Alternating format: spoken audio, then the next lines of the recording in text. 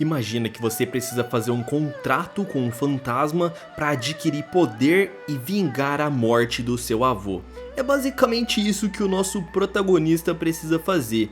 Ele não tem muito poder, então ele vai precisar recorrer à ajuda de algumas divindades, pois o inimigo que ele vai enfrentar é muito poderoso. A história começa mostrando um senhor bastante machucado.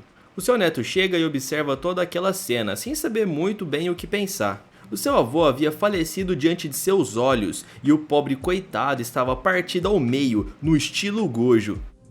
Nem doeu. Não doeu, é? Era dessa forma que o velho havia morrido, mas mesmo assim o garoto não conseguia chorar. Nem sequer uma lágrima havia escorrido de seus olhos, e muito menos ele sentiu tristeza em seu coração, mesmo que aquele velho fosse a sua única família. Toda a casa estava em chamas e ele não sabia o porquê daquilo ter acontecido. Ele se lembra então de algum tempo atrás, quando chegou na casa do seu avô com algumas ervas em sua mão. Aquele senhor lhe ensinava muitas coisas e ele aprendeu como misturar essas ervas medicinais e fazer certos tipos de remédios. O garoto conta que havia encontrado 5 filhotes de raposa, mas a mãe não estava lá junto dos filhotinhos. O velho, um pouco receoso, perguntou o que ele havia feito com os bebês da raposa. Em resposta, o garoto disse que não fez nada e até perguntou por que o avô faria uma pergunta dessas, pois a mãe raposa ficaria muito triste se soubesse que os bebês não estavam lá quando ela retornasse. Assim, ele pega as ervas que está dentro de um cesto e diz que vai preparar o jantar. O seu avô pergunta ao seu neto, que se chama Gyu-on, se ele pode lhe dizer algo que parece ser bastante importante. O menino presta atenção no seu avô, dizendo que ele pode dizer qualquer coisa. Em resposta, o velho disse que ele deve esconder a sua real natureza e nunca mostrá-la para ninguém. Bastante furioso, ele pede desculpas ao seu avô, pois ele não conseguiu esconder a sua real natureza. Enfurecido e em busca de vingança, ele sai correndo procurando quem havia feito aquilo. Corre, negada! Dessa forma, Gyu-on ele não seria capaz de cumprir a promessa que havia feito para o seu avô. Um tempo se passa e vamos até o condado de Chongyang, que era uma cidade bem grande. Essa cidade tinha um comércio bastante vivo. Porém, também havia diversos escravos, e ali era onde se comercializava tudo. Os moradores da cidade ficavam à espreita dos novos escravos que iam chegar, e já saíam para fora de suas casas com o intuito de ofender os prisioneiros. Eles chamavam os escravos de porcos, e até jogavam coisas neles. Um soldado que estava numa casa de chá observa os prisioneiros e pergunta para um colega quem eram eles. Lá de cima o soldado já observa o nosso protagonista, que depois de perder o seu avô, acabou sendo preso. Esse soldado estava segurando uma xícara de chá e diz que é um prisioneiro muito parecido com seu jovem mestre. Um homem com quem ele estava conversando diz para não subestimar aqueles prisioneiros, pois eles pareciam ser muito perigosos. Esse senhor se senta junto ao soldado e pede para trazerem mais uma bebida para ele, e comenta que aqueles prisioneiros devem saber artes marciais, já que fazem parte do Murin.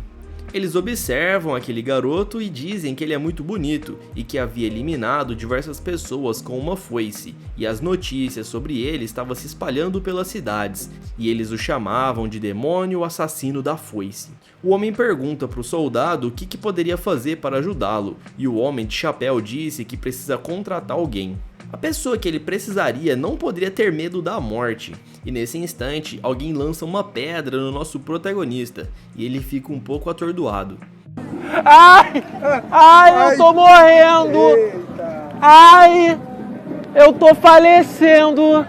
As pessoas dizem que o demônio assassino da foice merecia algo muito mais do que a punição divina. Isso chama a atenção do soldado e do comerciante lá na casa de chá, e eles percebem o tumulto que está acontecendo lá embaixo. O garoto tinha um olhar bastante triste e seu rosto estava muito machucado. Nesse instante, o soldado percebe que aquela era a pessoa perfeita para ele contratar. Enquanto isso, nosso herói ele ainda estava aprisionado, e ele percebe que está sendo encarado por 2 homens em cima de um prédio. O comerciante diz que aquele garoto era muito bonito e que até se parecia com uma mulher. Eu não sou bi não, eu sou 100% hétero. Hétero. E o soldado se levanta dizendo que vai embora. O comerciante já fica preocupado porque ele havia perdido um possível cliente, pois não ia conseguir vender nenhum escravo para ele. Do lado de fora, o homem com a capa e o chapéu passa perto dos prisioneiros. Ele diz que encontrou a pessoa adequada para a missão da qual ele precisava. E nós vemos que essa pessoa é justamente o nosso herói, e ele continua sendo levado para a prisão sem reclamar de nada, mesmo estando muito machucado. Já havia escurecido e o Gi-won ele estava lá no castelo interno do condado. Diversos guardas perambulavam pelos corredores, e ele estava no fundo da prisão, com diversos carcereiros ao seu lado.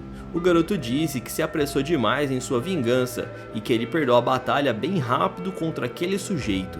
Ele fica chamando seu adversário de verme, e nós vemos um flashback do que aconteceu.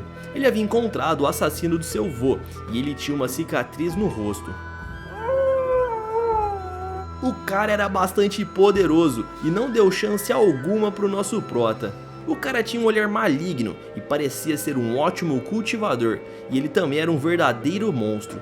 Quando Gi-won finalmente conseguiu encontrar o assassino do seu avô, ele acabou sendo derrotado antes que pudesse fazer alguma coisa, e aquilo foi muito humilhante para ele.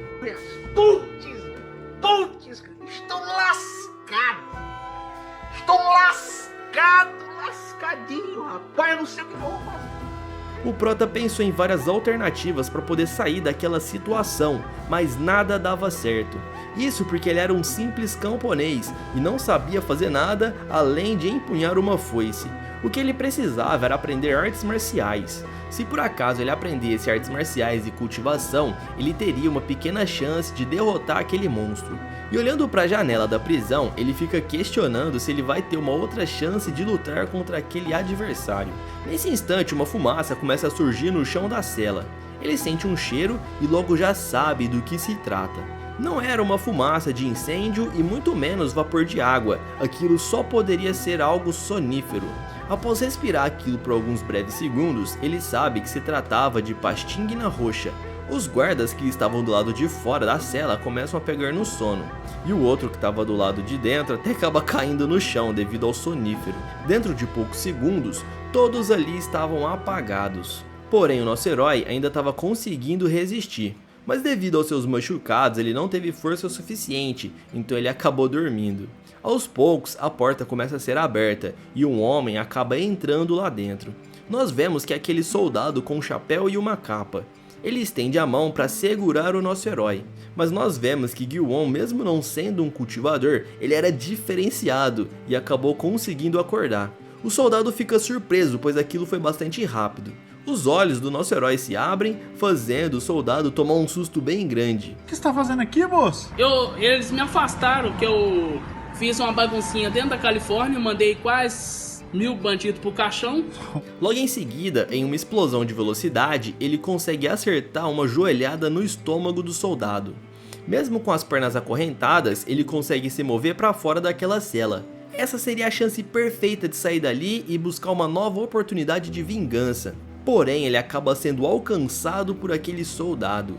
O homem consegue atingir os seus pontos de energia tocando em suas costas. A técnica consistia em ativar os pontos de pressão, causando a imobilização do alvo. Logo em seguida, o soldado joga o garoto na parede com toda a força, fazendo um barulho bem alto.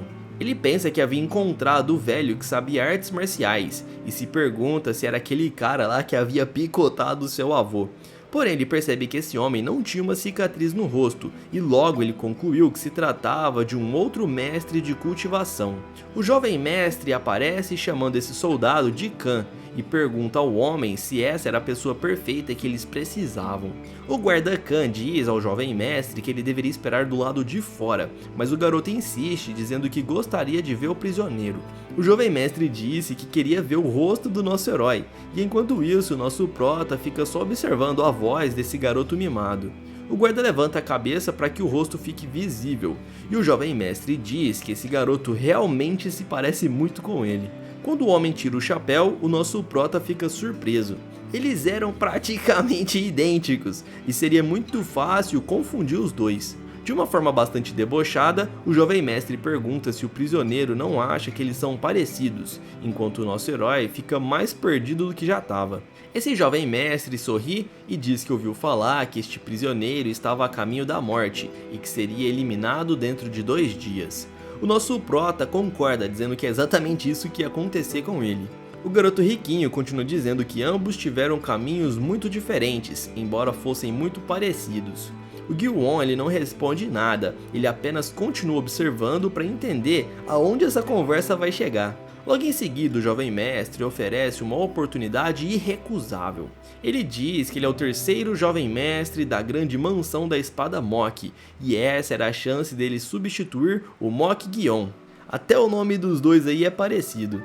O garoto percebe nesse instante qual era o plano deles, e basicamente ele seria um sósia desse jovem mestre. Ele continua oferecendo diversas coisas, falando que o nosso prota ele vai receber comidas deliciosas, lindas serviçais e também uma cama confortável. Assim que todo o plano acabar, ele será pago por isso e vai curtir a vida como um homem livre. O soldado Khan ele estende a mão segurando uma pílula vermelha e diz que se o garoto aceitar a oferta, ele deve comer este item. O Gil-won pergunta se aquilo é veneno, ao passo que o guarda diz que não iriam confiar cegamente em um prisioneiro. Caso o plano seja bem sucedido, eles darão a ele um antídoto. Segurando aquele veneno, o nosso prota continua encarando, decidindo o que ele vai fazer. Pensando em seu avô e na vingança que ele está procurando, ele percebe que essa era uma segunda chance e ele deveria aproveitar. Dessa forma o garoto abre a boca e come aquele veneno. O jovem mestre junto com o guarda já ficam contentes, pois a jornada de procurar alguém parecido com ele havia chegado ao fim. Esse jovem mestre até começa a dar um sorriso macabro, como se tivesse algo em mente. Mas logo após de engolir a pílula, ele tem certeza de que isso é um sinal de que a sua vingança será concluída. Ele até pergunta para aquele jovem mestre se ele vai ter uma segunda chance. O riquinho diz que sim, e que depois de terminarem de concluir o plano, o nosso prota vai ser um homem livre. O jovem ordena ao seu guarda-costas para desfazer os pontos de pressão para que o prisioneiro volte a conseguir se mover. Utilizando uma arte marcial, ele desfaz todos os pontos de pressão. Logo em seguida, libertam suas mãos daquelas algemas apertadas. Fazia tempo que ele não se sentia livre e comenta que as algemas estavam incomodando um pouco. O guarda vai na frente e diz para os garotos o seguirem, pois precisavam sair daquele local. O jovem mestre diz para o prisioneiro andar na frente, e assim que o guarda aponta a cabeça para o lado de fora, ele observa que está limpo e que podem sair. Porém, ele ouve um barulho um pouco estranho e se vira para trás para conferir o que estava acontecendo. A cena que ele observa é aterrorizante, pois o seu jovem mestre estava morto. O inesperado havia acontecido e eles deram um vacilo de poucos segundos, e foi o tempo suficiente para o nosso herói eliminar aquele jovem. O guarda-costas fica enfurecido e parte para cima do Gil-won. O jovem mestre ele é solto no chão e ele cai como um saco de batatas. Você destruiu o meu ovo! O guarda para no meio do caminho e o nosso herói pergunta o que o guarda vai fazer a partir de agora. O falso jovem mestre morreu, continua dizendo o Gil-won, dando a entender que agora ele é o verdadeiro jovem mestre. Nós temos então um flashback de momentos antes do demônio assassino da foice ser preso. Ele estava igual um louco na cidade, eliminando diversas pessoas que julgava serem culpadas pela morte de seu avô. Aquilo estava sendo divertido para ele, pois a sua natureza era sombria. Era como se ele tivesse sentido que agora era livre e estava demonstrando o seu verdadeiro eu. Ele acabou eliminando todas as pessoas que imaginou estarem envolvidas com um acontecimento na fazenda de seu avô. Neste momento, o garoto se lembra das palavras do velho, onde dizia para ele nunca revelar a ninguém a sua verdadeira natureza, a verdadeira natureza que ele escondia dentro de si mesmo. Sua foice estava bastante suja devido à sua brutalidade. Ele lança a cabeça de um homem no pátio. As suas mãos estavam tremendo e parecia que ele estava dominado por uma sede insaciável de vingança. Ao invés de sentir remorso, ele estava se sentindo alegre, e isso era assustador. Mas ao mesmo tempo, a voz de seu avô ecoava em sua mente, dizendo para ele não ser dominado por essa natureza sombria. Mesmo assim, ele continuava buscando vingança e um homem implorava por sua vida. A maldade já estava tomando conta do corpo do nosso herói e ele não pensa duas vezes antes de tentar machucar esse homem inocente. Nesse exato momento, ele leva um golpe bastante poderoso na sua barriga. Era aquele homem que sabia artes marciais e também era bastante poderoso e acaba lançando o nosso herói para longe. O Gil-won acaba batendo nas portas de madeira e vai parar do outro lado do corredor. O homem ele era bastante forte e não restavam dúvidas de que ele era o culpado pela morte de seu avô. Sacando a espada, o homem diz que está impressionado, já que o garoto ainda estava vivo depois de receber o seu golpe. Porém, aquele golpe foi muito poderoso e ele não conseguia parar de tremer, pois a dor era intensa.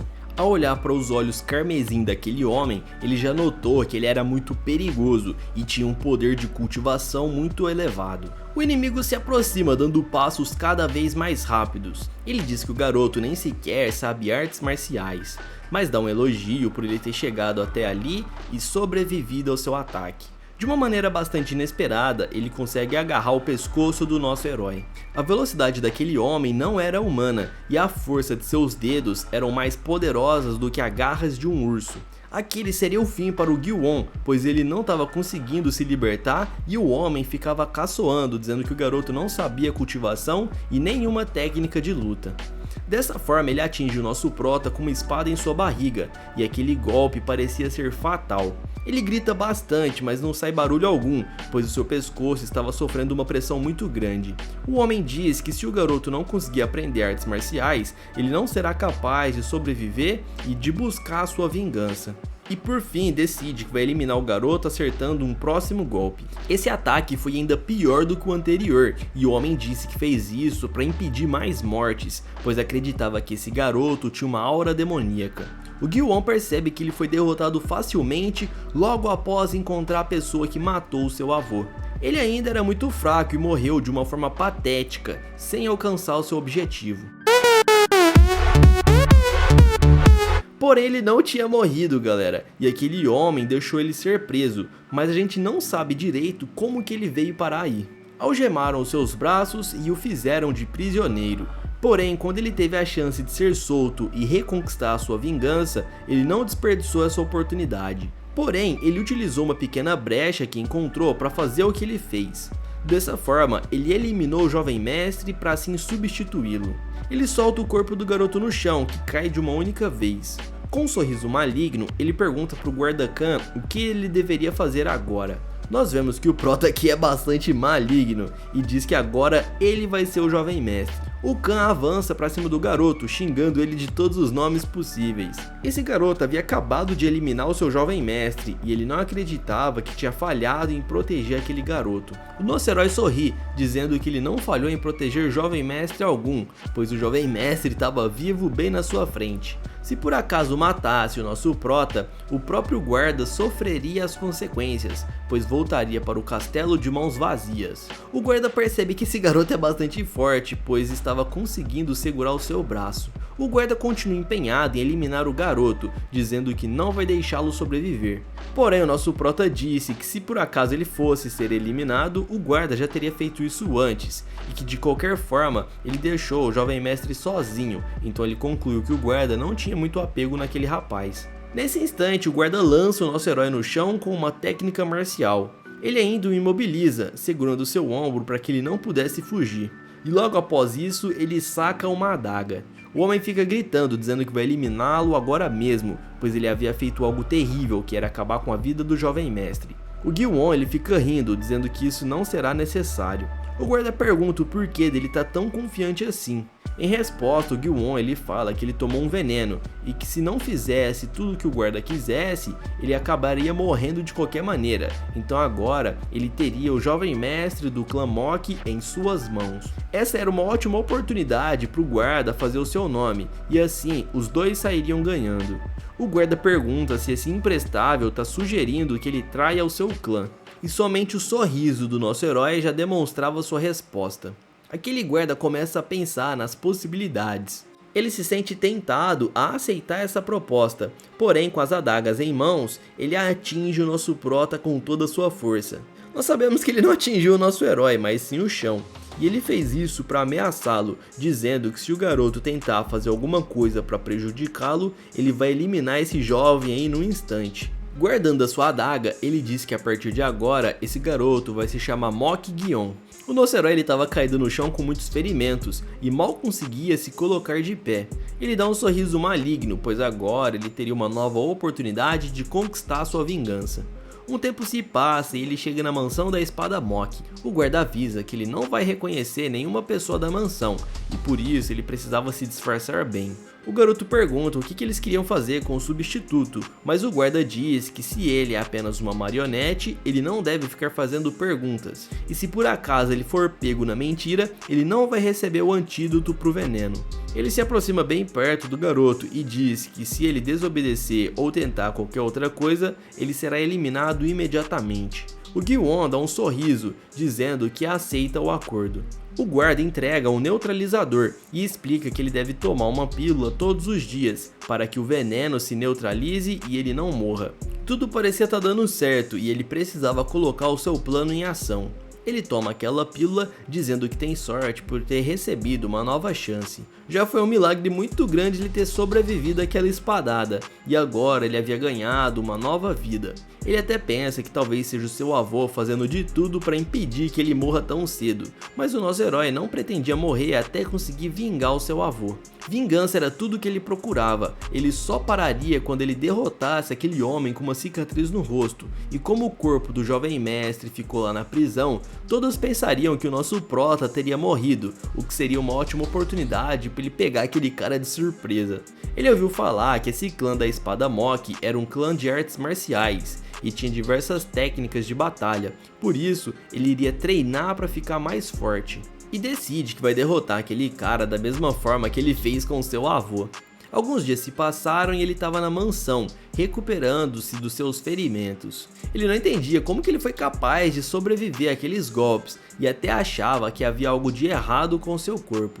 Alguns dias se passam e ele começou a aprender algumas artes marciais. Porém havia algo que estava deixando ele um pouco irritado. O guarda-costas colocou um soldado para ficar de olho nele, e o cara não saía de perto nem sequer por um instante. O soldado em questão era discípulo do guarda-Khan, e o seu nome era Go-chan. Ele era bastante empenhado, honrado e também respeitoso. Ele sabia de toda a história e ele não acreditava que o guarda-Khan foi capaz de trazer um intruso para dentro do castelo. Quando ele soube disso, ele ficou espantado e não acreditava que seu mestre deixaria algo perigoso assim acontecer. O Khan fala para ele fazer silêncio e não ficar falando tão alto, e agora a missão dele era ficar de olho nesse garoto. Eles sabiam que o nosso prota estava planejando alguma coisa e por isso não poderiam deixá-lo fugir do clã.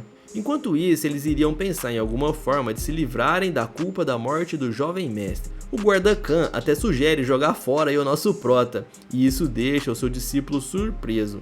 Ele estava bastante nervoso e disse que vai ficar do lado dos outros irmãos do jovem mestre e vai apoiar algum deles para se tornar líder. O soldado não entende muito bem o porquê do Khan estar agindo dessa forma e pergunta se deram veneno para aquele garoto. Depois de descobrir que o garoto estava envenenado, o soldado e o Go-chan, ele até fica mais aliviado, pois ele disse que agora será mais tranquilo de manipular o garoto. Porém, o Khan diz que este jovem não é do tipo de pessoa que se deixa manipular, pois ele era um prisioneiro no corredor da morte e ele era o tipo de pessoa que não temia nada. O Khan diz que não devem ficar se envolvendo com esse jovem e que devem arrumar uma forma de eliminá-lo o mais rápido possível. O cara vai embora e deixa o pobre Go-chan aí com essa bucha para ele poder lidar. De volta ao presente, ele estava bastante nervoso, pois estava cuidando de um falso jovem mestre e que ainda por cima era um cara bastante sinistro. O nosso herói ouve todo o barulho lá do lado de fora e se sente incomodado. Ele sabe que o guarda e esse soldado estão planejando alguma coisa e que não pode ficar demorando aí no castelo. Ele precisa descobrir o plano deles o mais rápido possível. Ele descobriu durante esses dias que estava se recuperando que esse clã não é tão perigoso assim para que aquele garoto lá, o antigo jovem mestre, procurasse um substituto, e por isso deveria haver um outro motivo. Era bastante curioso o fato de estarem procurando alguém parecido com Gi-won. Então ele dá um sorriso, pois ele havia descoberto tudo. Provavelmente estava ocorrendo uma batalha pela sucessão para o novo mestre da casa, e agora o soldado e o guarda-Khan pretendem mudar de lado e apoiar outro filho. O Go-chan ainda estava de guarda e já era tarde da noite. Ele estava com muito sono e começa até a cambalear. Nesse instante, o nosso herói abre a porta, fazendo ele tomar um susto bem grande. O cara pergunta se o garoto vai ao banheiro ou se ele precisa de alguma outra coisa, e o nosso prota fala que só queria pegar um ar fresco. De uma forma ríspida, o Go-chan fala pro garoto ficar quieto e voltar para dentro do quarto. Mas ele é bastante esperto e sugere guardar em segredo que ele quer sair do quarto e que ambos poderiam tirar proveito disso. O soldado já o agarra pela roupa, pressionando ele contra a parede, dizendo para o garoto não fazê-lo de idiota. Após diversas ameaças, o cara disse que iria acabar com a vida do nosso herói. O garoto apenas encara e diz que esse soldado é bem mais fraco do que o guarda-Khan. Ele acaba atingindo um ponto de pressão no ombro do rapaz e logo em seguida o lança no chão. Ele havia realizado todos esses movimentos após observar o Khan fazer isso com ele. Logo em seguida utiliza essa técnica de imobilização, pressionando as áreas de energia. O soldado já fica em choque, pois ele havia sido rendido por um garoto extremamente perigoso. Porém, o nosso prota, ele não era um mestre de artes marciais, então ele não pressionou tão perfeitamente assim os pontos, e por isso o Go-chan conseguia se mover, mesmo que fosse um pouco. Ele tenta novamente pressionar os pontos de pressão, e diz que não estava perfeito, pois ele só tinha visto essa técnica uma vez. Isso já deixa o soldado morrendo de medo, pois o garoto só viu a técnica uma vez e foi capaz de replicá-la. Ao olhar para o sorriso do garoto, o cara percebe que ele tem uma feição demoníaca e percebe que esse garoto aí realmente é perigoso. Ele pergunta se o jovem não tem medo de morrer, pois estava com o corpo envenenado e se ele tentasse fugir, ele não teria o antídoto. Aquele veneno ia acabar com todos os seus órgãos internos e ele sentiria muita dor antes de perder a vida. Porém, o nosso prota ele acaba apertando a boca do homem, impedindo ele de continuar falando. Ele morde o seu dedo e diz que havia se esquecido desse veneno. Por fim, ele acaba pingando algumas gotas na boca do soldado, com o intuito de tentar passar o veneno para ele. O cara já começa a se contorcer no chão, morrendo de medo de partir dessa para uma melhor. O Go-chan até começa a controlar sua energia interna para que esse veneno não se espalhe, e o nosso prota explica que ele é imune a quase todos os tipos de veneno. Ele dá um chute no guarda e disse que já havia provado diversos tipos de ervas venenosas quando morava com seu avô, e que por isso o seu sangue se tornou venenoso. O seu conhecimento em ervas era tão grande que ele conseguia até mesmo dizer como que foi feito aquele comprimido que lhe foi entregue. E com um olhar bastante maligno, ele diz que não precisa de antídoto nenhum, pois na verdade ele era imune a tudo isso. Então ele pergunta se o soldado e o Go-chan poderia lhe dar algumas informações, e o que ele queria saber era alguns detalhes sobre o que estava acontecendo na mansão da espada Mokki. Afinal, se o soldado não respondesse, ele morreria, pois a partir de agora ele também estava envenenado com o próprio veneno. A cena muda e vamos até o salão principal da espada Mokki. Nós vemos o quarto do mestre e o senhor estava em cima de uma cama gemendo de dores. O mestre se chamava Mokki-dan e ele estava acamado, bastante doente, e o seu rosto estava vermelho, todo inflamado. Os médicos da região vieram todos para tentar salvar o mestre, mas parecia que não havia solução alguma. Este senhor havia utilizado todos os seus conhecimentos e especiarias, e mesmo assim não foi possível encontrar a causa dessa doença. Ele até disse que o mestre deveria escolher logo o seu sucessor, pois iria começar uma guerra dentro do próprio clã. O mestre tinha 4 filhos na mansão, mas ele não havia nomeado nenhum sucessor, e por isso, quando ele morresse, começaria um estado de calamidade e guerras. Os irmãos iriam lutar um contra os outros para obter a posição de mestre. A primeira esposa gostava especialmente do seu primeiro filho e iria fazer de tudo para colocá-lo como chefe, e nesse instante essa mulher acaba aparecendo. Ela pergunta para o velho médico como que estava o tratamento, e essa mulher se chamava Senhorita Seok. Ela pergunta para o velho como seu marido está e dá a entender que essa mulher aí está por trás de alguma coisa. O velho pede desculpas, pois com seu conhecimento, ele não conseguiu descobrir o tratamento para o mestre, e parecia que essa doença era muito diferente de todas as outras que ele já havia encontrado. Ela faz uma expressão falsa de tristeza, dizendo que todos os médicos que vieram não conseguiram detectar doença alguma, e que por isso só restava optar pelo xamanismo. O velho já fica desesperado, dizendo que não podem optar por métodos pagãos e falsas crenças. A senhorita Seok diz que não vai deixar o seu marido morrer. Ainda diz que não quer ouvir mais nada e que já havia chamado um xamã para lidar com esse tipo de doença, e suas criadas começaram a retirar o senhor dali. Com um rosto maligno, ela fala que é melhor deixar o xamã lidar com essa doença maligna do mestre da mansão, e quando esse xamã chegar, ninguém poderá estar no salão principal. E com uma cara bastante vilanesca, ela diz que nenhuma alma penada poderá entrar naquele salão enquanto o xamã estiver junto do mestre. O soldado havia contado toda a história para o nosso herói. Ele havia entendido a situação e agora parecia saber o porquê de precisarem de um substituto e que colocariam ele como isca. Após ouvir toda essa história, ele disse para o soldado que precisariam sair dali. Ele pergunta para o nosso herói aonde eles iriam e o nosso prota aponta para o castelo. Ele gostaria de ir até a mansão do mestre para conhecê-lo. O Gui-won pergunta-lhe para o soldado se era exatamente isso que o jovem mestre e o guarda-khan estavam planejando. O que eles queriam era colocar ali o nosso prota como substituto e fazer o primeiro filho derrotá-lo, e no final o verdadeiro jovem mestre ia aparecer e comprovar toda a fraude. Com o papel em mãos, ele começa a olhar detalhes sobre os outros filhos do mestre. O primogênito se chamava Mokyong e ele tinha 20 anos de idade. Ele tinha uma marca de nascença na bochecha e era bastante sem vergonha. O segundo filho tinha 18 anos e se chamava Mokyenyup. O plano consistia em chamar esses dois aí para um local e colocar eles para brigar. E assim, o jovem mestre, o terceiro filho, ia aparecer e ia se vingar do que sobrou. Independentemente do que acontecesse, o terceiro mestre sairia vencedor, já que a vantagem estaria do seu lado. Porém, o nosso herói ele foi mais esperto e acabou derrotando esse moleque, assim substituindo ele de uma vez por todas. Ele rasga os papéis com as informações de seus irmãos, e o soldado pergunta por que ele estava indo até a mansão do mestre. Pelo que ele tinha ouvido, o senhor estava entre a vida e a morte, e por isso ele estava fazendo uma visita ao seu pai. O soldado pergunta o que ele vai fazer se o guarda-khan descobrir que ele saiu do quarto. E em um tom provocativo, o nosso prota diz que o guarda não vai descobrir e que o soldado vai ficar quieto sem dizer nada. Nós vemos a senhorita Seok e começamos a pensar que ela está por trás de tudo isso para que o seu filho fique no lugar de seu pai. De longe, o mestre xamã estava se aproximando e ela estava lá para recepcioná-lo. O velho era um monge taoísta e o seu nome era Myoshin. A senhorita disse que ouviu dizer que ele era um xamã milagroso e que por isso iria confiar nele. O velho agradece, dizendo que vai dar o seu melhor, mas que não pode ter ninguém próximo ao salão principal, caso contrário vai dar tudo errado. Ela diz que vai tomar conta de tudo e o senhor fala que ela precisa se despedir. A senhorita parecia ter algum plano em mente e diz para o xamã não se esquecer do que ela precisava.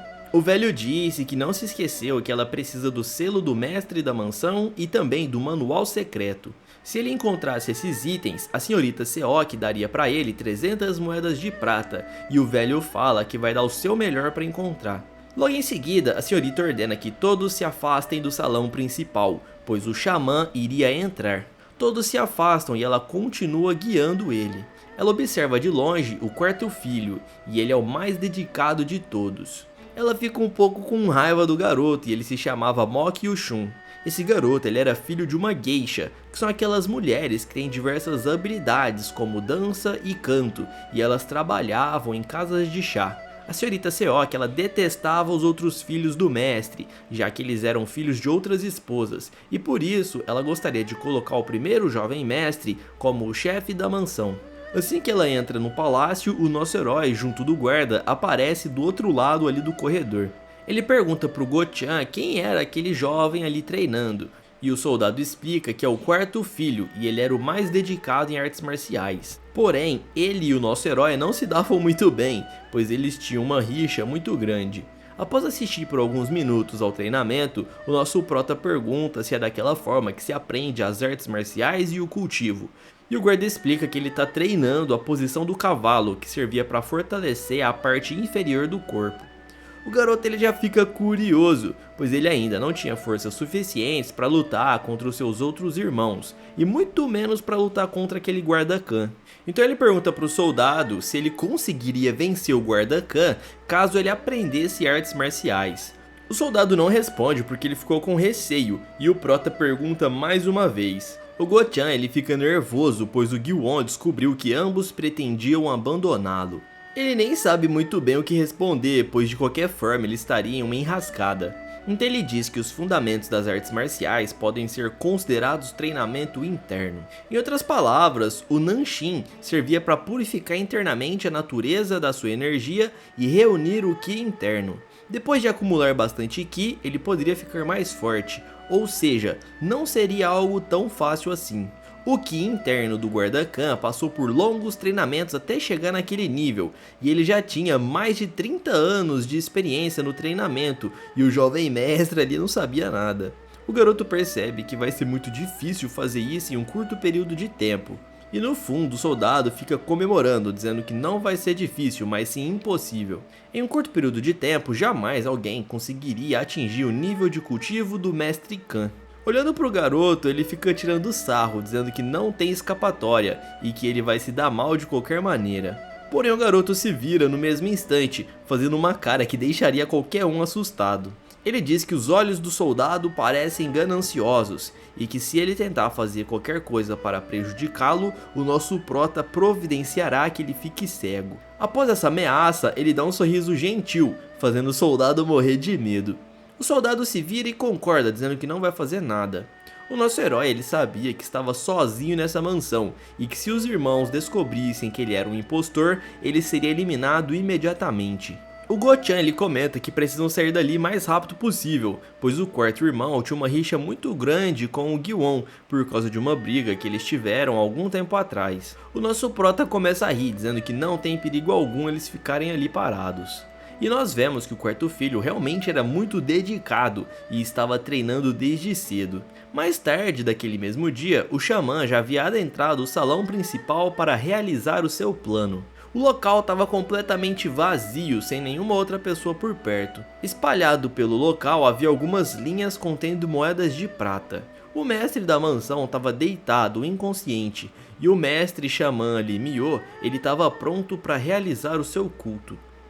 Parecia que uma espécie de infecção misteriosa havia enraizado no coração do mestre, por isso que ele estava doente. Até mesmo esse velho não sabia os motivos da doença, mas imaginava que fosse algo ligado a cultivações malignas. A taxa de sobrevivência era de 50% e mesmo assim eles iriam realizar os procedimentos. Ele tira alguns papéis e pincéis para realizar as inscrições.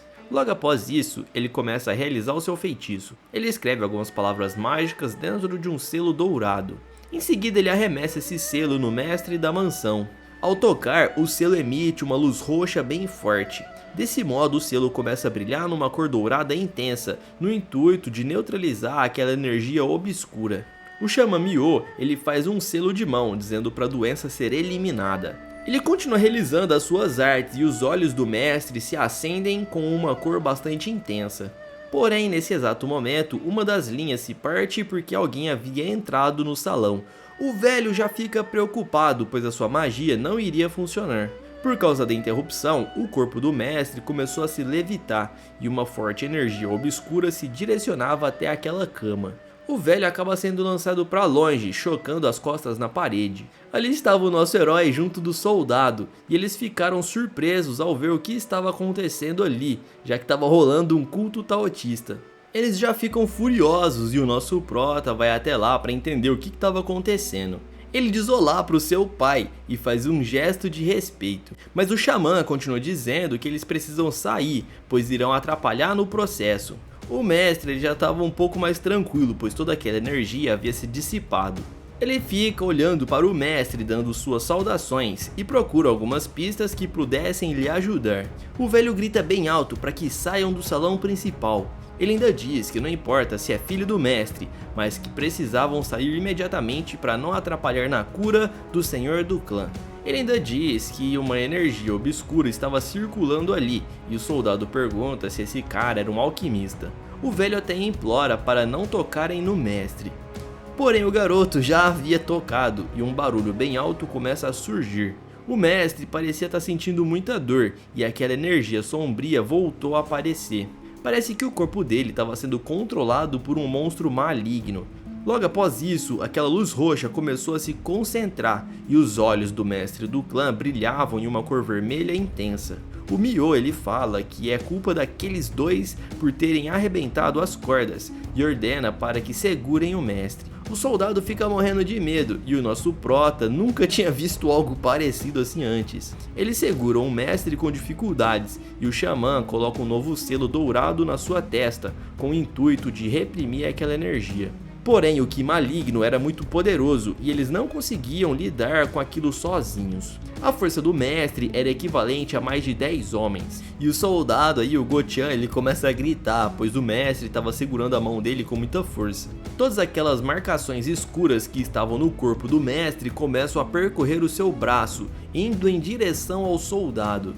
Com isso, o nosso herói já saca sua espada para proteger o Go-chan.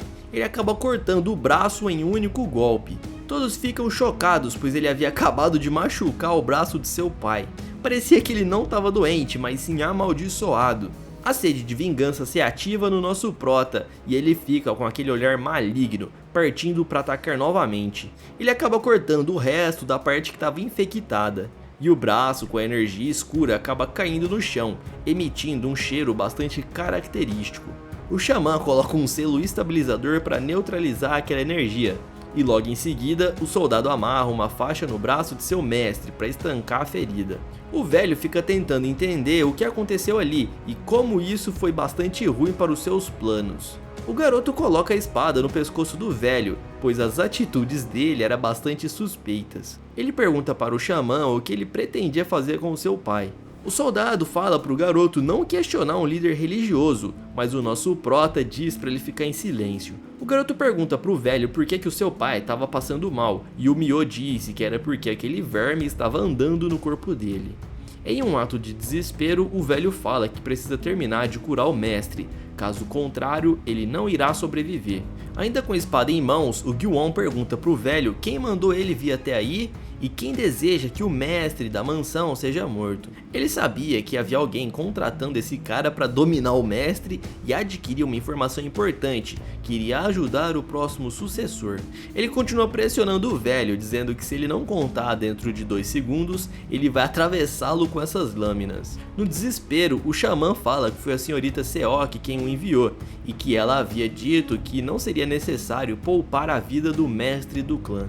Ela tinha dito para ele usar o mestre para localizar o manual secreto e o selo da mansão, e ele iria fazer isso por meio de um fantasma. O soldado fica surpreso, pois ele não esperava que ela fizesse isso, e já entende que ela está tentando fazer o seu próprio filho se tornar o mestre. Ele grita desesperado para que o nosso herói ajude a salvar o mestre da mansão. Eles também precisavam fugir dali, pois se ela soubesse o que ele havia feito, iria eliminar o pobre do nosso herói imediatamente. Porém, parecia que o nosso prota tinha um plano ali na sua mente, pois ele havia interrompido os planos dela e poderia utilizar isso a seu favor. O xamã estava planejando contra-atacar em segredo, mas o garoto ele diz para ele ficar ali quieto. Logo em seguida, o nosso herói ele ordena para o xamã encontrar o local do manual secreto e também o selo. E se ele fizesse isso, o nosso prota iria libertá-lo. Todos ali ficam apreensivos, imaginando o que o garoto estava planejando. O xamã disse que se tentasse fazer isso mais uma vez, eles colocariam toda a mansão em sério perigo. Porém, eles não estavam nem aí e obrigam o xamã a tentar novamente. Dessa vez ele faz um boneco e coloca um selo. Depois de colocar o boneco em cima daquele braço, ele começa a utilizar o seu poder e as linhas ficam infectadas. Logo em seguida, uma mão surge daquele braço, fruto da energia sombria.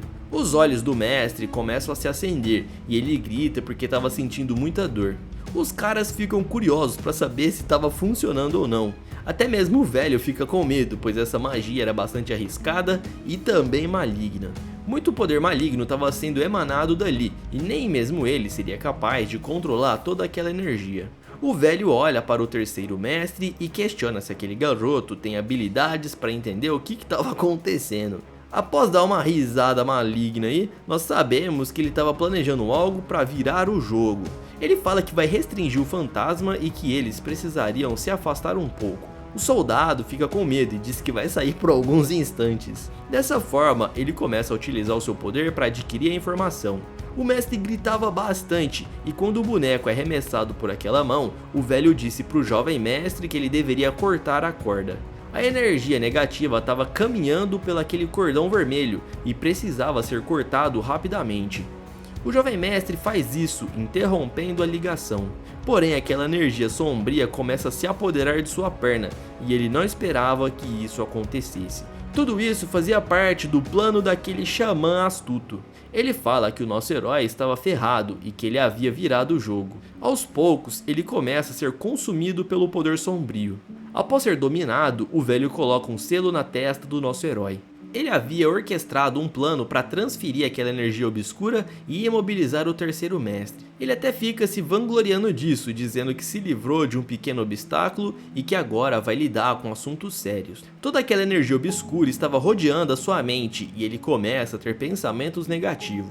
Um fantasma estava tentando dominar o seu corpo e no interior ele lutava para que isso não funcionasse. Mas o poder desse fantasma era muito forte e ele disse que iria dominar o seu corpo no lugar daquele velho e prendê-lo em seus próprios sonhos para sempre. Dessa forma, o nosso herói ele acorda próximo da fazenda onde ele morava. Ele estava em busca de novas ervas e se pergunta que lugar era este. Ele vê a sua casa pegando fogo e sente que algo de ruim está acontecendo.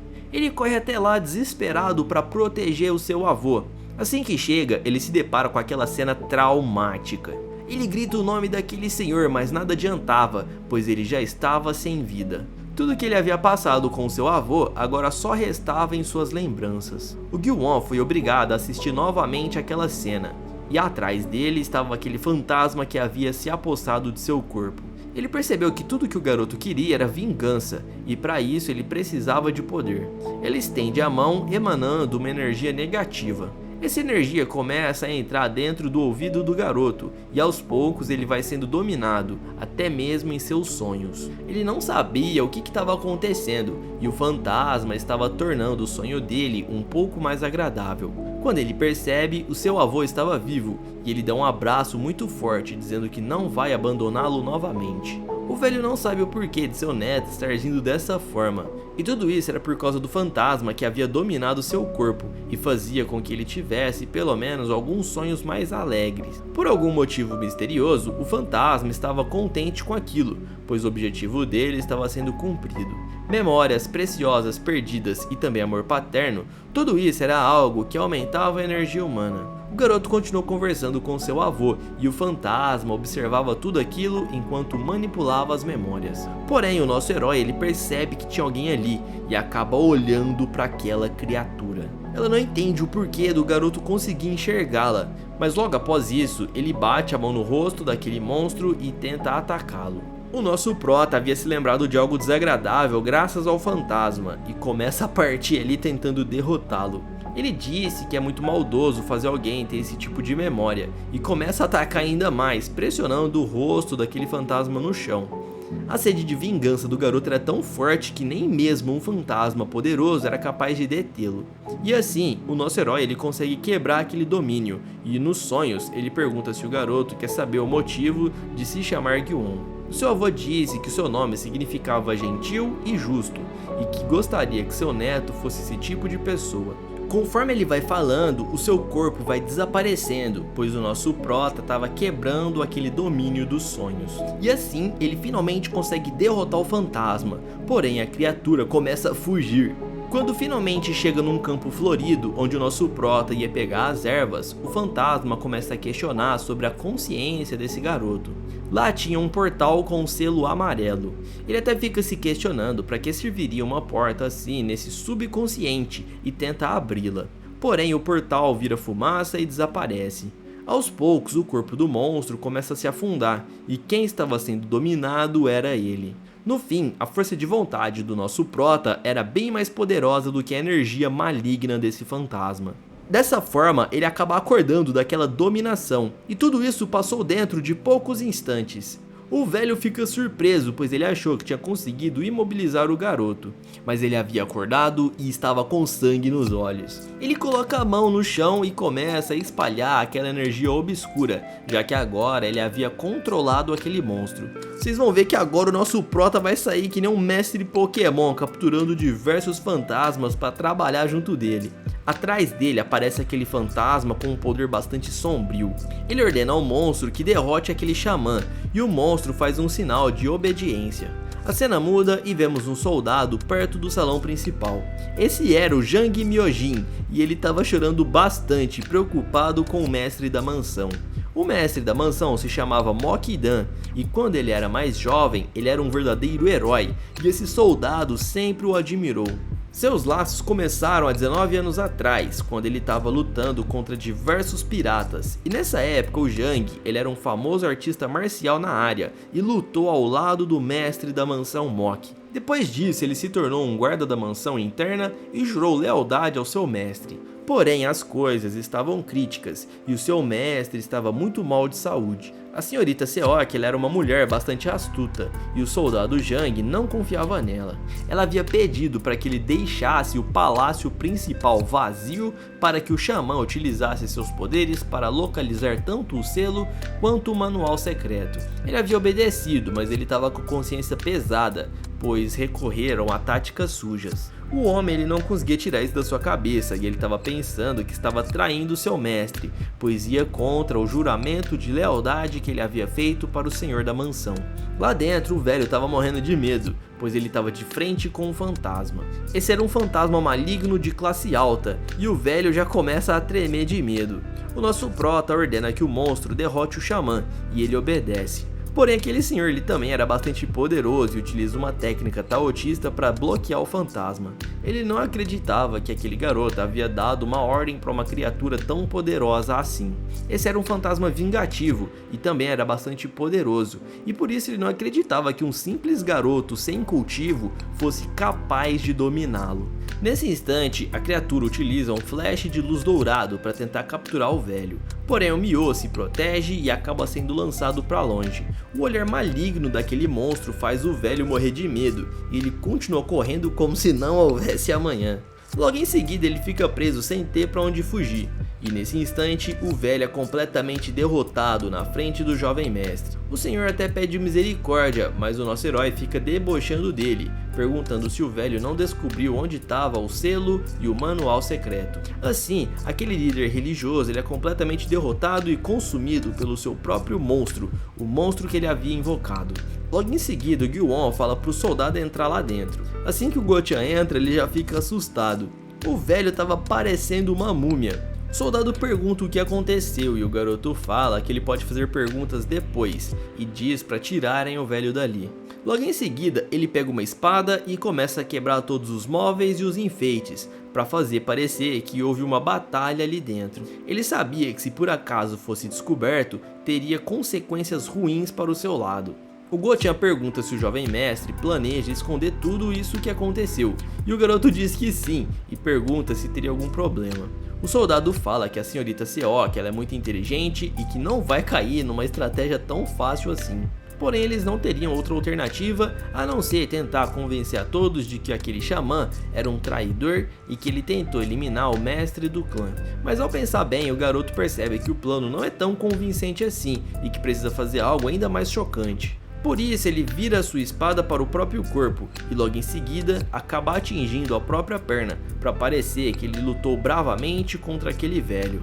O soldado fica surpreso, pois ele não imaginava que o garoto fosse capaz de fazer isso consigo mesmo. Dessa forma o Gyu-won pergunta se agora parece mais real.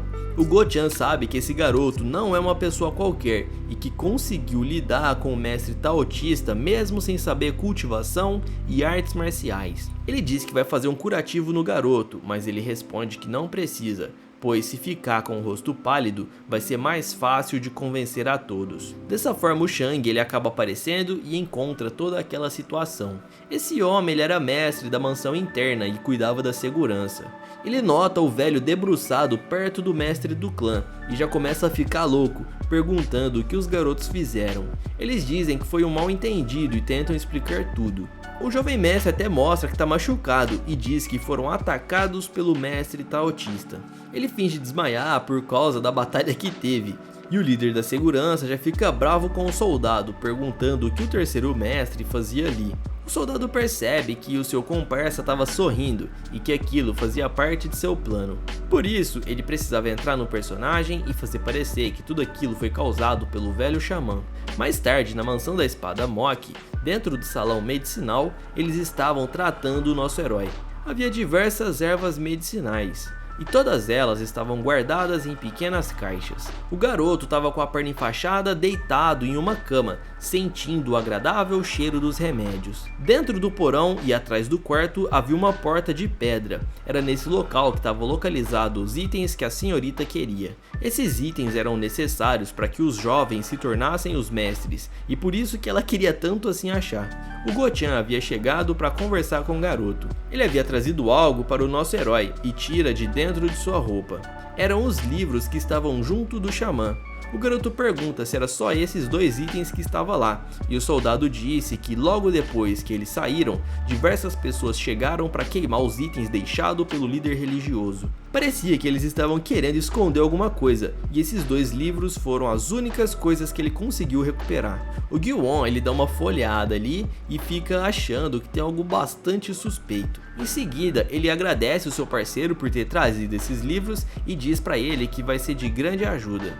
O soldado pergunta por que ele gostaria de ler esse tipo de livro, e em resposta o Gyu-won aponta o dedo para a janela e pergunta se o soldado tá vendo alguma coisa lá fora. O Go-chan fica procurando ali algo pela janela, mas ele não consegue enxergar nada e fica até confuso. Na verdade, aquele fantasma estava olhando para eles, mas somente o nosso herói conseguia enxergá-lo. Era exatamente sobre isso que ele gostaria de ver nesses livros, para tentar entender por que ele tinha ativado esse seu novo poder. Nesse instante, eles ouvem uma mulher do lado de fora. Lá estava a senhorita Seok tentando entrar no quarto. Elas abrem a porta e o garoto já começa a pensar que essa mulher veio para arrumar confusão. De uma forma bastante arrogante, ela diz que precisa ter uma conversa com o garoto. Por outro lado, ele fica olhando para ela com uma cara não muito agradável. A mulher diz que precisam ter uma conversa séria e que o garoto não deveria ficar olhando com essa cara de deboche aí dele.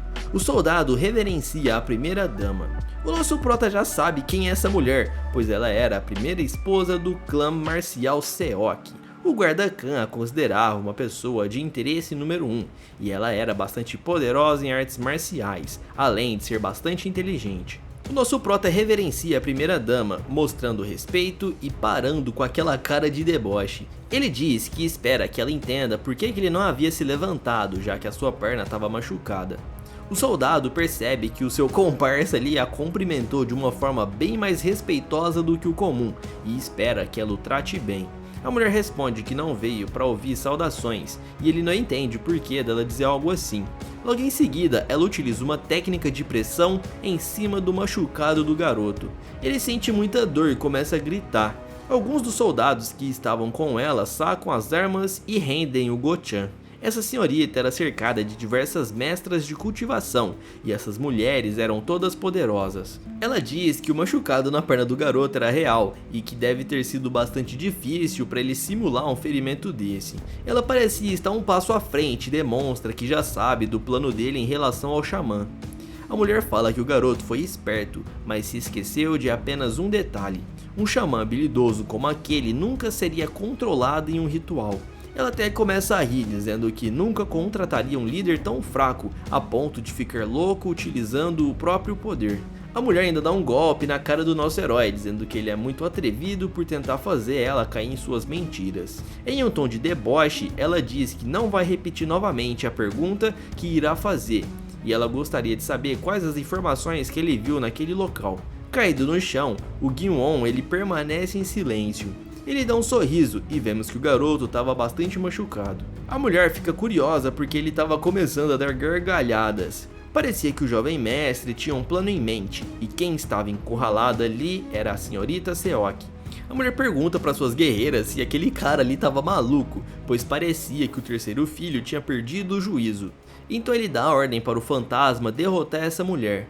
O fantasma acaba passando por dentro da senhorita Seok, e no mesmo instante a mulher sente que algo atravessou o corpo dela. Nesse momento o fantasma acaba atingindo a guerreira que estava logo atrás, levantando ela no ar.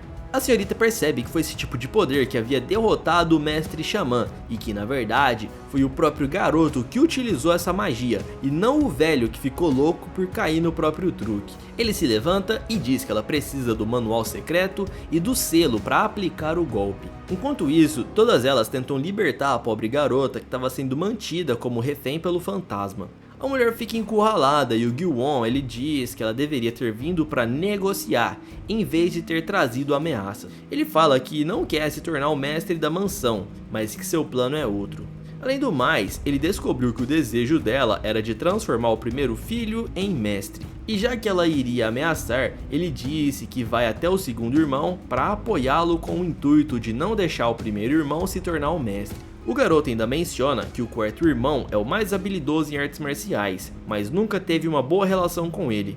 E para provocar a senhorita Seok, o nosso prota disse que talvez iria entregar os itens para o filho caçula, como um sinal de pedido de desculpas e que para isso eles iriam fazer as pazes. A mulher fica bastante brava e ele começa a ir embora depois de provocá-la bastante. Alguns segundos depois, ele ordena ao fantasma para soltar a mulher, e a senhorita fica caída no chão, bastante humilhada por ter passado por uma situação tão vexatória, já que ela não tinha forças para derrotar o terceiro filho.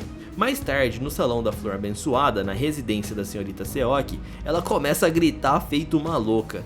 Ela joga diversos itens contra a parede para extravasar sua raiva. Seus funcionários pedem para que ela permaneça calma, mas a mulher fica enfurecida, dizendo que um tolo está colhendo frutos do seu próprio trabalho. Ela disse que baixou a guarda, pois pensou que aquele terceiro filho era um estúpido e não acreditava que ele mudou tanto em tão pouco tempo. Ele parecia ser uma pessoa bastante diferente, já que ele era um covarde e não uma cobra astuta e ardilosa. Ela até se pergunta se ele conseguiu esconder a sua verdadeira identidade até hoje.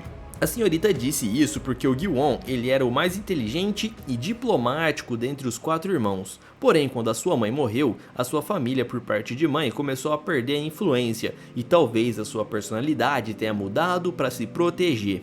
De certa forma, a mulher garante que não vai mais abaixar a guarda para ninguém e planeja eliminar o terceiro filho. Ela diz isso porque ele estava perto de conseguir aqueles itens especiais, e se o manual secreto for passado para uma outra pessoa, o seu filho não vai se tornar o mestre. Ela ordena para sua serva espalhar notícias de que o xamã Myoshin havia morrido, e era para fazer isso no pavilhão da Fênix. A mulher fica surpresa por ela ter mencionado o pavilhão da Fênix. Essa era uma organização da qual aquele xamã fazia parte. A senhorita disse que vai se vingar do nosso herói, pois as coisas não seriam do jeito que ele queria. À meia-noite, no salão medicinal, o garoto estava lendo um livro. O prédio estava completamente vazio e ele estava tentando entender o seu novo poder que foi ativado. Sua força dependia de muitas condições para ser ativada e cada fantasma tem um nível de poder. O primeiro era o vermelho, que era o mais fraco, depois o laranja, que podia causar alguns sentimentos negativos nas pessoas. O terceiro era o amarelo, que podia até ser controlado e usado em batalhas, e provavelmente era esse que ele conseguia controlar. Nesse momento o fantasma aparece, já que ele estava procurando por passagens secretas para encontrar os itens especiais. Ele pergunta ao fantasma se ele havia encontrado e ele diz que sim. O garoto também conclui que a senhorita Seok era muito poderosa, pois o fantasma não conseguiu machucá-la e acabou passando direto, pegando a mulher que estava atrás dela.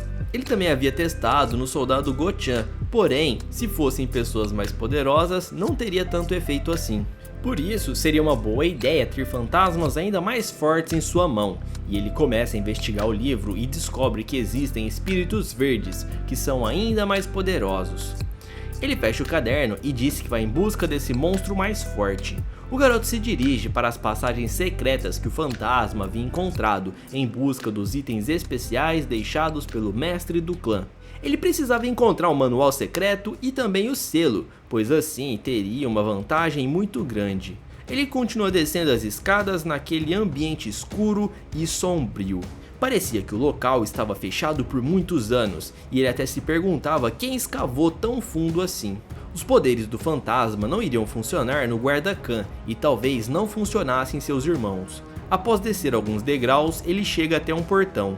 Ao abri-lo, ele se depara com um local bastante grande. Mesmo que parecesse abandonado, havia algumas chamas acesas. No fundo, ele nota a quarta porta de pedra, e aquela era a qual ele estava procurando. Ao entrar, ele se depara com uma sala ainda maior, percebendo que precisaria ir ainda mais fundo na caverna. O garoto, sem querer, acaba pisando em uma peça que aciona as armadilhas. Assim, uma pedra gigantesca se solta, caindo em cima dele. O garoto ele é bastante rápido e consegue se desviar. Mas logo em seguida, diversas outras armadilhas são ativadas e aos poucos ele consegue se desviar de cada uma delas. O garoto se perguntava se esse manual secreto era tão valioso assim ou se por acaso haveria algum outro item naquela sala que era mais importante ainda. Ele começa a desviar de todas as armadilhas e pelo fato de haver tantas armadilhas nesse local para proteger a caverna, ele logo deduz que esses itens realmente sejam muito importantes. Depois de escapar utilizando suas habilidades, ele caminha para o final do túnel. O local era bastante silencioso e parecia não receber muitas visitas. No fundo havia um lugar que parecia um templo, e ele não esperava que no subterrâneo tivesse algo feito de madeira. Segurando uma lanterna, ele nota alguns itens, demonstrando que alguém talvez morasse ali. Mas de qualquer forma, ele precisava encontrar logo o que procurava e sair desse local o mais rápido possível. Ele caminha até uma pequena caixa em cima de uma mesa. Ao abrir, ele nota que havia encontrado o que ele procurava. Lá dentro estavam 2 cadernos, que continham a técnica de transformação da espada do coração e da madeira. O soldado havia dito que esse manual secreto era dividido em 2. Um era a técnica da espada e o outro era a técnica de cultivação.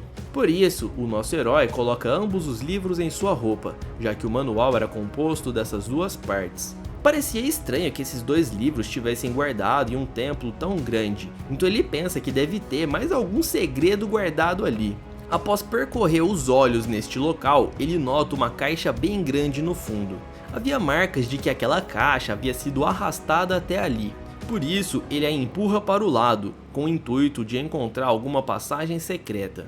Acabou que era exatamente isso que ele esperava. Havia uma porta secreta com alguns selos dourados. Ele rasga aqueles selos e encontra uma caixa lá dentro. Era um baú de madeira, também selado com talismãs. Ele havia sentido uma energia sombria naquela caixa, e mesmo assim, ele continua abrindo para conferir o que tinha lá dentro.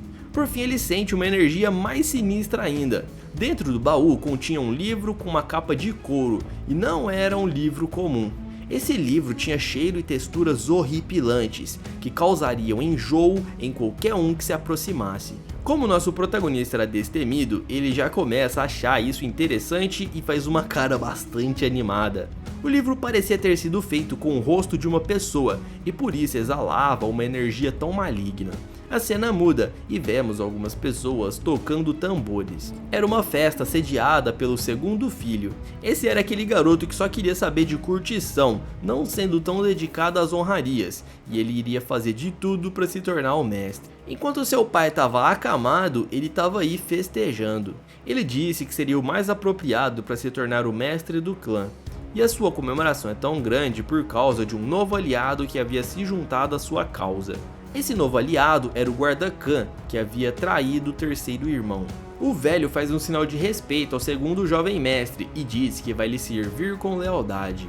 Algumas frases dão a entender que esse guarda sempre esteve do lado desse segundo filho, que o intuito dele desde o começo era trair o terceiro irmão. Ele chega trazendo algumas informações, e esse sem vergonha estava empolgado para saber. Ele pergunta se o Gui-won perdeu as habilidades de artes marciais. Na verdade, o terceiro filho havia morrido, porém o guarda ele não poderia falar isso, pois pareceria que ele falhou na sua missão de proteger o jovem mestre. E se por acaso todos ali descobrissem que o terceiro filho na verdade era um sósia, ele seria eliminado, pois ele falhou no seu juramento. A única coisa que ele diz é que esse garoto perdeu sim as suas habilidades de combate. Nesse momento, o jovem mestre Gion não sabia utilizar as artes marciais, e muito menos o cultivo. O sem vergonha aí do segundo filho fica comemorando, dizendo que agora vai ser mais fácil ainda para ele se tornar o mestre. Ele até ri, dizendo que está feliz por alguém tão talentoso como o guarda Khan ter se juntado a ele. Após isso, o jovem pergunta ao guarda por que o terceiro filho perdeu as habilidades marciais. Ele até fala que vai perdoá-lo caso ele seja o culpado, pois afinal, todo mundo erra. O guarda Khan diz que sente muito, mas ele não pode contar ainda os motivos disso. Ele fala que essa informação não vai prejudicar o segundo filho, mas por enquanto ele não pode compartilhar esse tipo de informação. O garoto então chama o guarda Khan de ex-assassino daquele lugar infame. Isso deixa o guarda assustado, pois esse título parecia ser um segredo. O guarda faz um sinal de respeito demonstrando que ele é leal ao garoto, e até se pergunta como que o segundo filho descobriu essa informação sobre ele. O rapaz se aproxima e pergunta se essa informação também era um segredo. O guarda sabe que o segundo filho era ardiloso, mas ele não esperava que fosse tanto assim e começa a suar frio, já que ele havia baixado a sua guarda.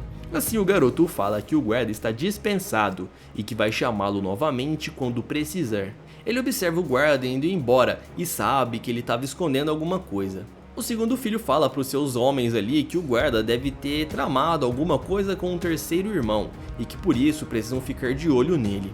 Dessa forma ele manda Will Sang ir lá verificar se o terceiro irmão realmente tinha perdido seus poderes e diz para ele ir até o salão medicinal, pois era lá que seu irmão se encontrava. O cara pergunta se ele só precisa que ele vá lá, cheque essa informação e volte. Porém, o jovem mestre diz que pode machucar o seu terceiro irmão e causar ali nele alguma boa lição para que ele possa aprender. Desse modo, o soldado diz que vai até lá imediatamente. O nosso herói ele ainda estava observando aquele livro macabro. Ele sentiu uma pulsação vindo daquele livro, como se ele estivesse vivo. Com certeza, os sentimentos que aquilo provocava deixaria qualquer um com medo. Porém, o garoto ele estava fascinado, tentando descobrir uma maneira de tirar aquele rosário e abrir o livro. Logo após isso, seu companheiro fantasma surge. Ele pergunta o que havia acontecido e se ele tinha novas informações. Porém, quando o fantasma observou aquele livro, ele se prostrou imediatamente, fazendo um sinal de respeito. Com isso, o Gyu-on ele ficou ainda mais curioso para saber do que se tratava esse caderno macabro aí. Com certeza era algo importante que estava selado ali dentro. Ele guarda o livro de volta na caixa e ouve um barulho vindo lá de cima. Até pensa que seja um intruso entrando no local.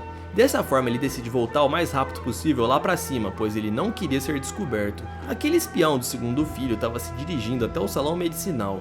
O intuito do cara era dar uma lição no terceiro filho e também descobrir se ele havia perdido os poderes de cultivo. O soldado Go-chan ele estava do lado de fora e por isso seria ainda mais fácil infiltrar no quarto do garoto. O espião se pergunta o que estava acontecendo ali dentro, pois estava um silêncio bastante suspeito. Ele entra dentro do quarto com passos silenciosos e diz que o guarda-costas foi muito imprudente por ter ficado lá fora e não no corredor. Ele nota um livro em cima da mesa. Quando ele percebe do que aquele livro se tratava, ele já fica surpreso.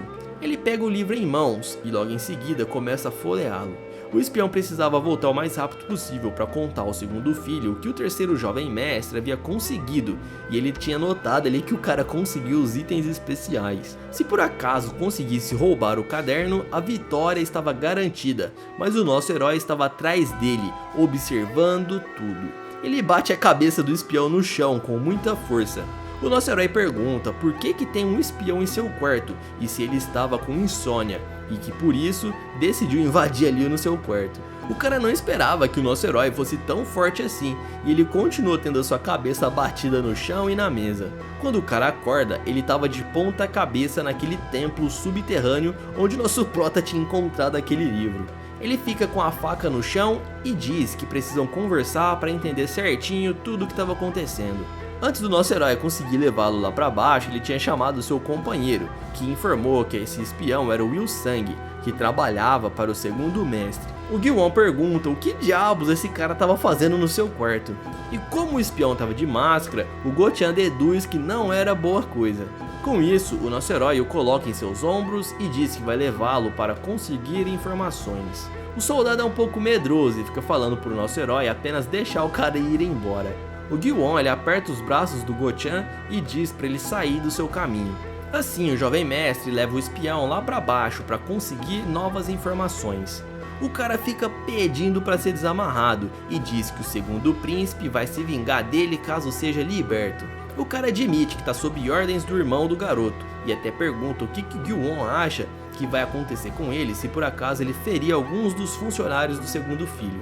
Porém, o nosso herói ele havia aplicado um veneno que paralisava o corpo e o cara não estava sentindo nada. Por isso ele consegue cortar algumas partes ali sem que ele sequer sinta dor.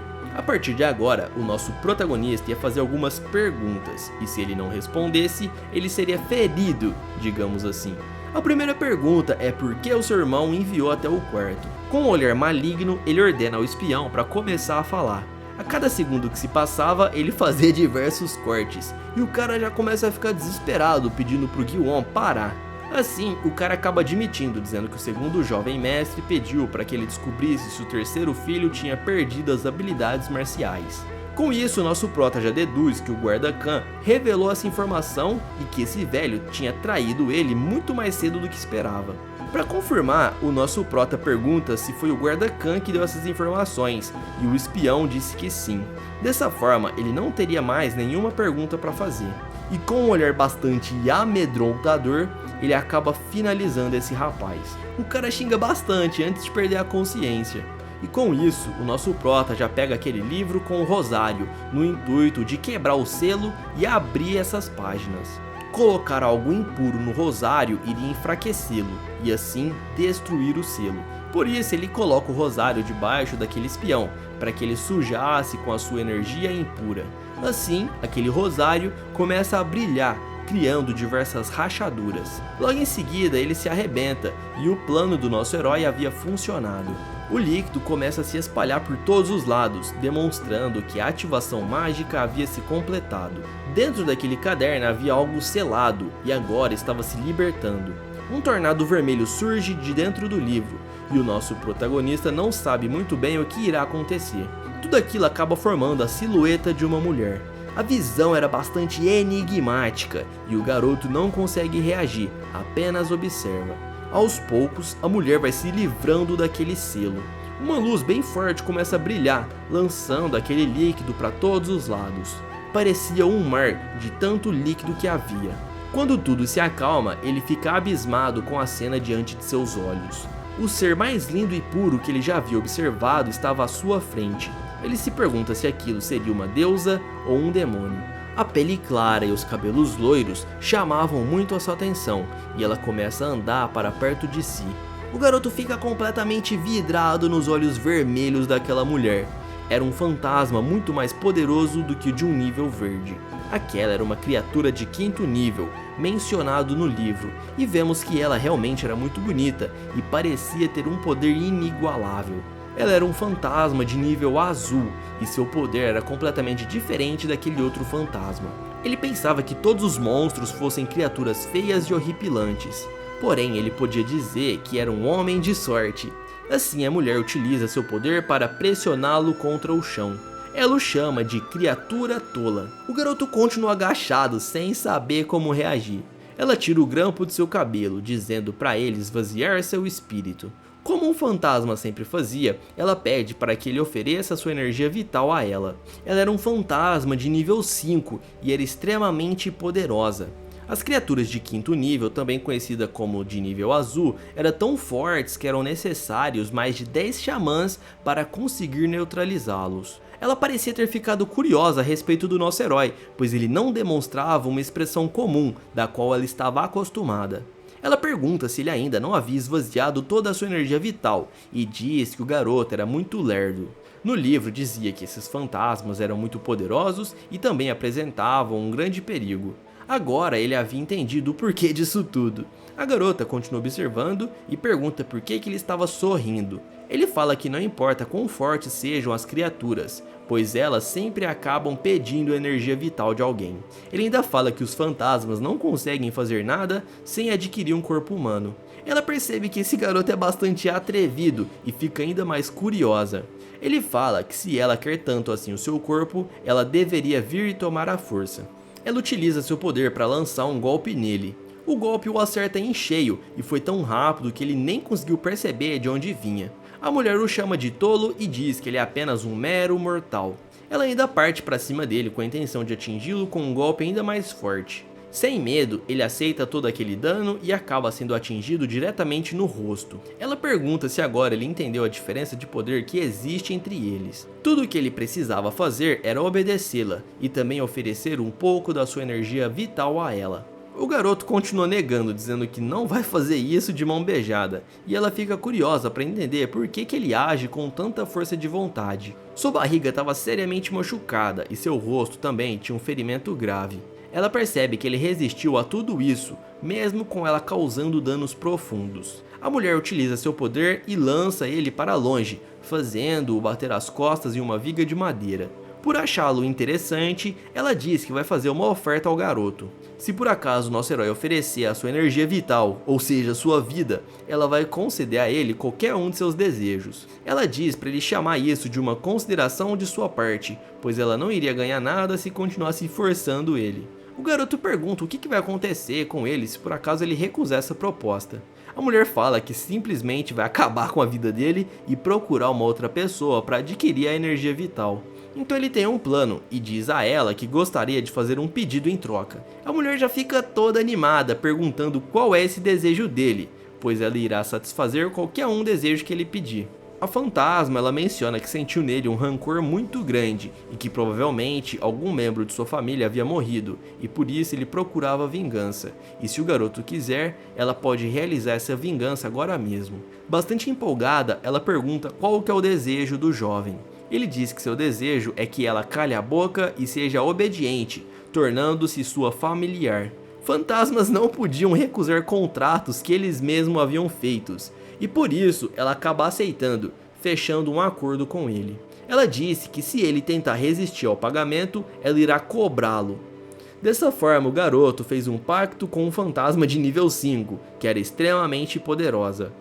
Ela havia acabado de se transformar em sua familiar e ela utilizou seu poder para recuperar a energia do garoto e também afirmar ali o pacto. Nesse processo, ele iria sofrer uma dor muito grande e caso não fosse capaz de resistir, ele seria eliminado em instantes. Tudo isso ia depender de sua força de vontade. Dessa forma, ele é lançado em um mar vermelho. Ele diz que o cheiro é bastante podre e que o gosto é metálico e a textura é viscosa. Ele sente a energia fluir em seu corpo e seus machucados vão se cicatrizando rapidamente. Ele já havia sentido esse cheiro diversas vezes quando buscava vingança próximo ao seu vilarejo, porém agora era tudo muito diferente. Esse cheiro e esse gosto eram ainda mais intensos. Agora ele sabia o que era estar vivo, mas tudo o que ele sentia era apenas a morte. A mulher acaba se assustando, pois a força de vontade desse garoto era muito maior do que ela esperava, e percebemos que o nosso prota é realmente boladão. Tudo aquilo era meramente uma ilusão, e ela não consegue dominá-lo por completo. Assim, o selo acaba se rompendo, e ela é jogada para longe. A aura maligna naquele garoto era até mesmo maior do que as que estavam presentes nos fantasmas. A mulher fica dizendo que aquilo era impossível. E nem mesmo um fantasma de 5º grau foi capaz de firmar um contrato com ele. Se você gostou desse vídeo, eu tenho certeza que você vai gostar desse próximo aqui que eu vou indicar pra você. E se você também quer a parte 2, comenta aqui pra gente. Do mais é isso aí, valeu e até mais, pessoal!